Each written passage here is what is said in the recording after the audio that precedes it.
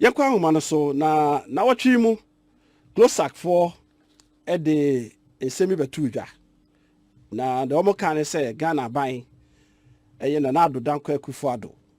Appointment a odiama ye maame baako so onkɔhwɛ Births and Deaths Registry. Asempa94.7FM. Glosak for say Nanado ensa entry side ne nsan. Na ye nuaba efia pokua se o bibi kan. Yakwa humano so. Maame afia ye mo akwaba. Mejo so mini abema. Na apom to say Onyame adom ye ho ye. Jo. Jame dia che yesoso ye ho ye nene o ma no di machi saa no ma be studio. As say the omo besua ye production nti manucho de ombefem. Hey good. Yeah. Nye me man. Esa opon awon ti be so da bia. Wo be go straight. Oh, now so baby I dey know me. Ube steady what? By the way, yeah, cause now because Glosak for a fire mamia ya man appointment. Now also Ghana for ma ono mo asemka. Now will be so catch a ye Ghana by. Yet you. So many of them are med that say. Did it kind of in Chasmako at the mat one with you. Ewo Ghana ni amana ni hinyina te ebrani mutie dwumadi bi sei aye no kre aye asam ne ba ye no woni aba esan se nhwedwuma ya ni nyina ye namu eti nyoma bi ho ne didi woni aba bi na wo hu a wo bisa se adentia se enche ye bia ne ma ye woman sei ye celebrate ye te e man so yesusu ye wo kwanya se yesusu yetimi koye ni mu abrabo yi enti nyema bi se beto a na ye se yesu ye kasa na ne kakra ha me se eye ye papa eye owura Isaac Bumper a oye adwuma ewo eye Glosak asma waka no mene na nya kra se president Nana Addo Dankwa Akufo-Addo one reverse appointment. Why? Because of your banti na Asempa.FM. Esa so your banti na ni bisa papa no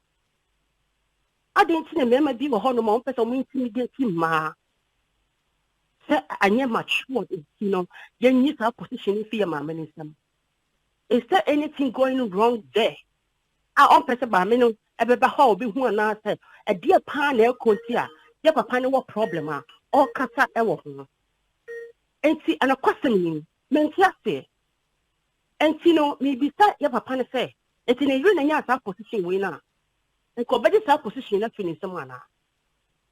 sani nia baby ana ne baby ne ka Nana Addo Dankwa Akufo-Addo edi position ma na enti ko be den ko be ka chane se le pachopi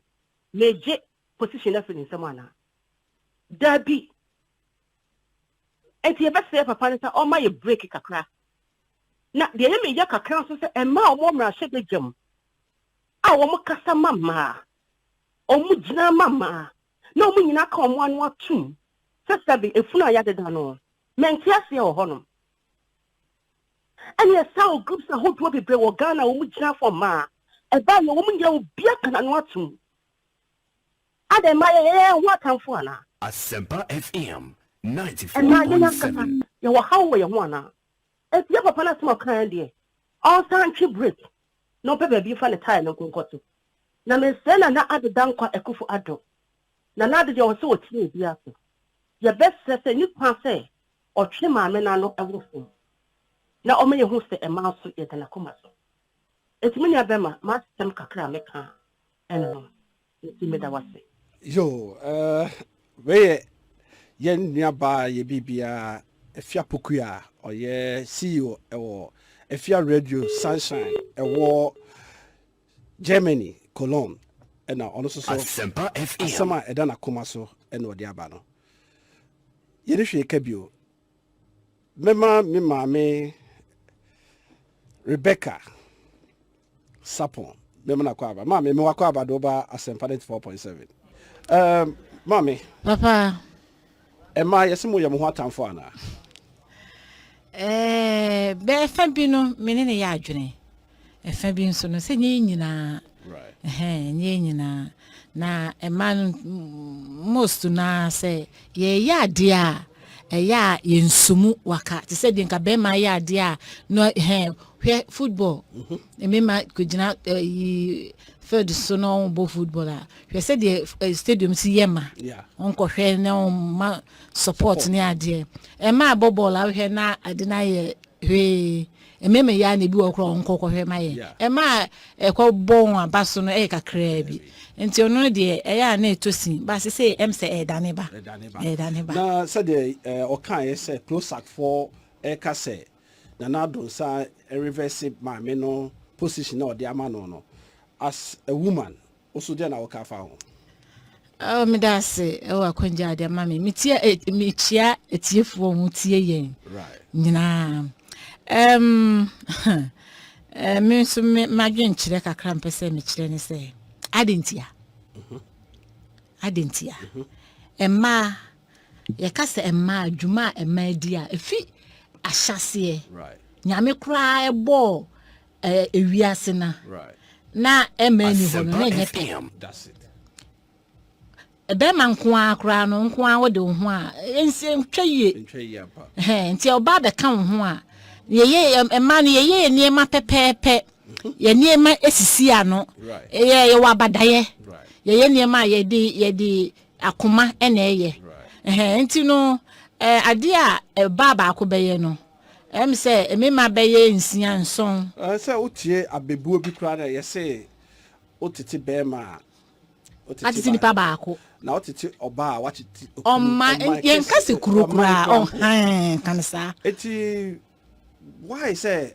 sa gender advocacy groups na wo Ghana I think say the name you buy cano you know buy Asempa minti say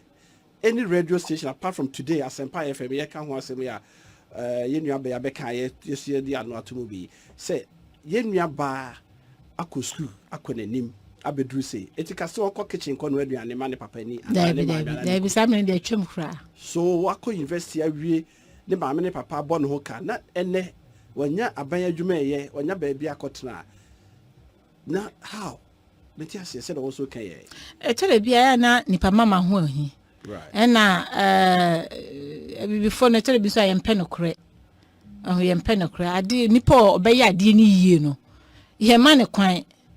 na de obetwa ntora kire wa na se de onye ni yie ni mo be se na ne kwan ne yetene na de obetuma so ade ni no obeye ni yie no o de sese no yembu ye ni nguso na yema ye ho mere kakra na yenko ne yenko check yenhwe sese se de ho esitie na yema ne mere oye oba no wakohoi na yema ne mere kakra na monko check mo be hu se de wasidi ne yema totu yie na ne yema edana kwan mu ne yema ese ne fata because still okay e ma me ko ye ma me Sheriff Johnson yes Asempa.FM she said o man no konto Kwaku mu in achi mami ba ye menti dede bakokra was Liberia honomo that means and Pakistan the same thing oba kodi omoso ewo honomo no first time oba kodi omoso menti Pakistan sent to kwakra esi hobio ni e che say this is okay say bo wakoma patoma sune bo nwu wakoma da meyem mo said the 9 months mutimi de ye hye mo yam ekọ eba eni atete ni no manyina echi no mo fa mo ma na bibia yedi